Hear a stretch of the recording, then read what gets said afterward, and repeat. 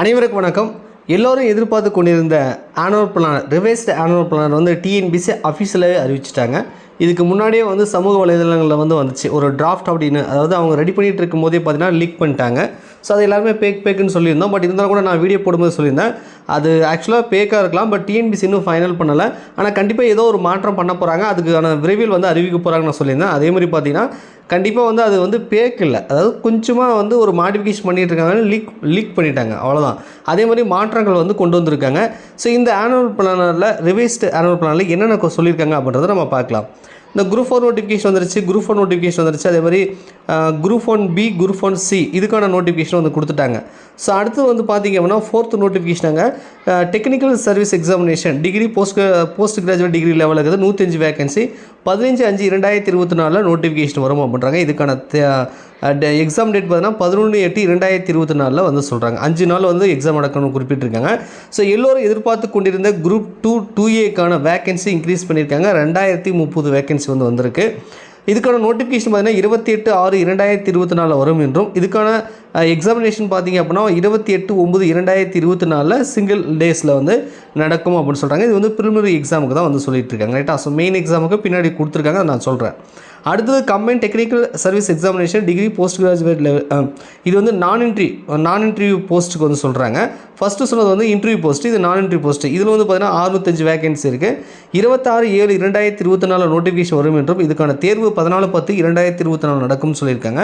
அடுத்தது combine technical service examination diploma ID லெவலில் பார்த்தீங்கன்னா ஒரு 730 வேகன்சி 13/8/2024 நோட்டிஃபிகேஷனும். எக்ஸாம் வந்து பார்த்தீங்கன்னா 17/11/2024 5 கட்டங்களாக வந்து எக்ஸாம் நடக்கும் அப்படின்றத குறிப்பிட்டிருக்காங்க. கடைசியாக பார்த்தீங்கன்னா அசிஸ்டன்ட் பப்ளிக் ப்ராசிக்யூட்டர் கிரேட் 2க்கு வந்து பார்த்தீங்கன்னா உங்களுக்கு 50 வேகன்சி இருக்குது. 13/9/2024 நோட்டிஃபிகேஷனும். எக்ஸாம் பார்த்தீங்கன்னா 14/12/2024 எக்ஸாம் நடக்கும் அப்படின்றத குறிப்பிட்டிருக்காங்க, ரைட்டா. ஸோ இப்போ குரூப் 2A இந்த குரூப் 2A நான் இன்டர்வியூ போஸ்ட்டை வந்து தனியாக பிரித்து வைப்பாங்களா அப்படின்றதான் இப்போ எல்லாருடைய கேள்வியாக இருந்தது. அதுக்கான விடை வந்து கீழே வந்து கொடுத்துருக்காங்க, ரைட்டா. ஸோ இதில் அனெக்சரி 1ல் குரூப் 1 என்னென்ன இது லெவலில் வந்து கொஷின் கேட்குறாங்க, எப்படி இருக்குது அப்படின்றதெல்லாம் வந்து போட்டிருக்காங்க. ஸோ அதை நீங்கள் வந்து பார்த்துக்கோங்க. குரூப் 1 பொறுத்த வரைக்கும் ஜென்ரல் ஸ்டடீஸ் ஆப்டிடியூட் மென்டல் வந்து இருக்குது, ரைட்டா. ஸோ தமிழ் தகுதி தேர்வு இருக்குது. ஜெனரல் ஸ்டடீஸ் 1, 2, 3 அப்படின்னு சொல்லி வந்து கொடுத்துருக்கேன். டிஸ்கிரிப்ட் டைப்பில் இருக்குன்றதெல்லாம் தெரியும், ரைட்டா. அப்போ குரூப் 1B குரூப் 1Cக்கு வந்து கொடுத்துட்டாங்க நோட்டிஃபிகேஷன்.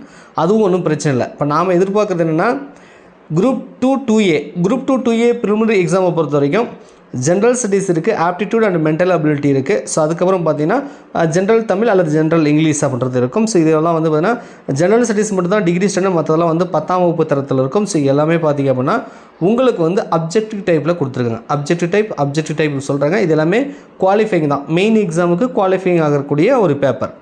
அடுத்தது குரூப் 2 இது வந்து பார்த்திங்கன்னா இன்டர்வியூ போஸ்ட் குரூப் 2, ரைட்டா. ஸோ இதுக்கு வந்து பார்த்திங்கன்னா தமிழ் தகுதி தேர்வுக்கு. ஸோ அதுக்கப்புறம் பார்த்தீங்கன்னா ஜென்ரல் ஸ்டடீஸ் வந்து கொடுத்துருக்காங்க மெயின்ஸு, ரைட்டா. இது வந்து பார்த்தீங்கன்னா ஜென்ரல் ஸ்டடீஸ் வந்து டிஸ்கிரிப்ட் டைப்பில் இருக்குது.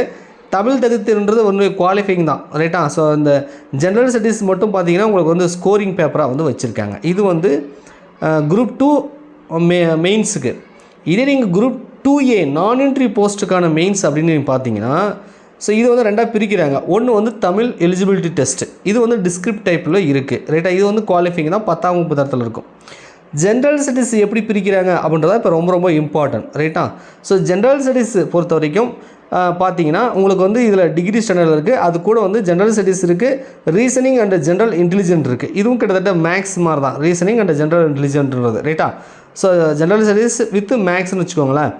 அது அடுத்தது பார்த்திங்கன்னா தமிழ் லாங்குவேஜ் அல்லது இங்கிலீஷ் லாங்குவேஜ் இருக்கும். இது 10ஆம் வகுப்பு தரத்தில் இருக்கும். இது எல்லாமே மல்டிபிள் சாய்ஸ் கொஷின் அப்ஜெக்டிவ் டைப்பில் தான் இருக்கும்.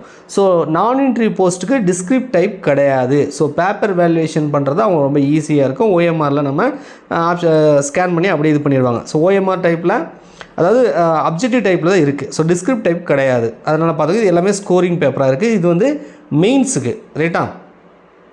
குரூப் 4ல் நமக்கு தெரிஞ்சது தானே, அதாவது அதே மாதிரி தான் கொடுத்துருக்காங்க, ஒன்றும் பிரச்சனை இல்லை. அப்போ குரூப் 2A ப்ரிலிமினரி எக்ஸாம் வந்து சேம், மெயின் எக்ஸாம் வந்து தனித்தனியாக இருக்குது. ஸோ மெயினில் இன்டர்வியூ போஸ்ட் டிஸ்கிரிப்ட் டைப் இருக்குது, நான் இன்டர்வியூ போஸ்ட்டுக்கு பார்த்தீங்கன்னா அப்ஜெக்டிவ் டைப்பில் கொடுக்குறாங்க. ஸோ இதில் வந்து general reasoning and general intelligence வந்திருக்கு அப்படின்றத நீங்கள் தெரிஞ்சுக்கோங்க, ரைட்டா. ஸோ மற்ற போஸ்ட்டுக்கெலாம் கொடுத்துருக்காங்க, அது வந்து பார்த்துக்கோங்க. இன்னொரு சின்ன அப்டேட் என்ன அப்படின்னா ஸோ நிறைய பேர் வந்து பார்த்தீங்கன்னா இன்டர்வியூ போஸ்ட்டில் இல்லாமல் நான் இன்டர்வியூ போஸ்ட் சூஸ் பண்ணுறதுக்காக செலக்ட் பண்ணாமல் விட்டாங்களே. முனிசிபல் கமிஷன் சொல்லக்கூடிய ஒரு இன்டர்வியூ போஸ்ட்டில் ஒரு இந்த போஸ்ட் டாப் போஸ்ட்டுன்னு வச்சுக்கோங்களேன். அந்த போஸ்ட்டு மறுபடியும் பார்த்தீங்கன்னா நான் இன்டர்வியூலேருந்து இன்டர்வியூக்கு போயிடுச்சு. ரைட்டா? இதில் பார்த்தீங்கன்னா உங்களுக்கு தெரியும், இங்கே பாருங்கள் அனெக்சரி 2ல் இப்போ வந்து குரூப் 2 2A சர்வீஸ்க்கான அந்த போஸ்ட் வந்து கொடுத்துருக்காங்க. இதில் assistant inspector, assistant section officer அப்படி இப்படின்னு நிறைய போஸ்ட்லாம் இருக்குது. ஸோ நிறைய பேர் எதிர்பார்த்து கொண்டிருந்த இந்த முனிசிபல் கமிஷனர் கிரேட் 2 இப்போ நடந்து முடிந்த ரிசல்ட் கொடுத்தாங்களே, அதில் வந்து நான் இன்டர்வியூவில் இருக்குது. ஆனால் இதுக்கப்புறம் வர போகிறதுல மறுபடியும் இன்டர்வியூக்கு போயிடுச்சு. ரைட்டா? முனிசிபல் கமிஷனர் வந்து இதுக்கப்புறம் இன்டர்வியூ போஸ்ட்டுக்கு போயிடுச்சு. ஸோ மீதி அசிஸ்டன்ட் வரக்கூடிய இந்த கேட்டகரி வர எல்லாமே நான் இன்டர்வியூ போஸ்ட்டுக்கு வந்து வந்திருக்கு. ஸோ பெரிய அப்டேட் என்னென்னா, மீண்டும் முனிசிபல் கமிஷனர் வந்து போஸ்ட் வந்து இன்டர்வியூ போஸ்ட்டாக வந்து போயிடுச்சு அப்படின்றத தெரிஞ்சுக்கோங்க. ரைட்டா? ஸோ நிறைய அப்டேட் இருக்குது. என்னென்ன போஸ்ட்டு, குரூப் 2ல் என்ன போஸ்ட் இருக்குது, குரூப் 2Aல என்ன போஸ்ட் இருக்குது, என்னென்ன வந்து புதுசாக ஆட் பண்ணியிருக்காங்க அப்படின்றது எல்லாமே பார்த்தீங்கன்னா அனெக்சரி 2ல் வந்து இன்க்ளூட் பண்ணியிருக்காங்க. ஸோ அதே மாதிரி அனெக்சரி 3 வந்து கம்பைன் டெக்னிக்கல் சர்வீஸ் எக்ஸாமில் என்னென்ன போஸ்ட் இருக்குது, என்னென்ன டிகிரி எலிஜிபிள் இருக்குது அப்படின்றத வந்து கொடுத்துருக்காங்க. ஸோ ரிவைஸ்டு ஆனுவல் பிளானர் வந்து நீங்கள் டவுன்லோட் பண்ணி ஒரு டைம் படித்து பாருங்கள். படித்து பார்த்துட்டு உங்களுக்கு ஏதாவது டவுட் இருக்கும் பட்சத்தில் கமெண்ட்ஸில் கமெண்ட் பண்ணுங்கள். ஸோ நம்ம எதிர்பார்த்த மாதிரியே பார்த்தீங்கன்னா குரூப் 2 2A வந்து பிரிச்சுட்டாங்க. நல்ல வேலை வந்து டிஸ்கிரிப்ட் டைப் இல்லாமல் அப்ஜெக்டிவ் டைப்பில் வச்சுருக்காங்க. ரிவைஸ்டு ஆனுவல் பிளானர் படி வந்து கொடுத்துருக்காங்க. இதுக்கு முன்னாடி சமூக வலைதளங்களில் பரவுறது வந்து அவங்க பேக்குன்னு சொன்னாலும் கூட அது பேக்கு இல்லை. பட் அது அவங்க வந்து ரெடி பண்ணிட்டு இருக்கும் போதே வந்து பார்த்திங்கன்னா லீக் பண்ணிட்டாங்க. ஸோ அதாவது ஃபைனல் கிடையாது. இது வந்து பார்த்திங்கன்னா அஃபீஷியலாக வந்து ஃபைனலாக அறிவிச்சிட்டாங்க. இது டிஎன்பிசியோட அஃபீஷியல் வெப்சைட்டில் இருக்குது, நீங்கள் செக் பண்ணிக்கலாம். ஓகேவா? நன்றி, வணக்கம்.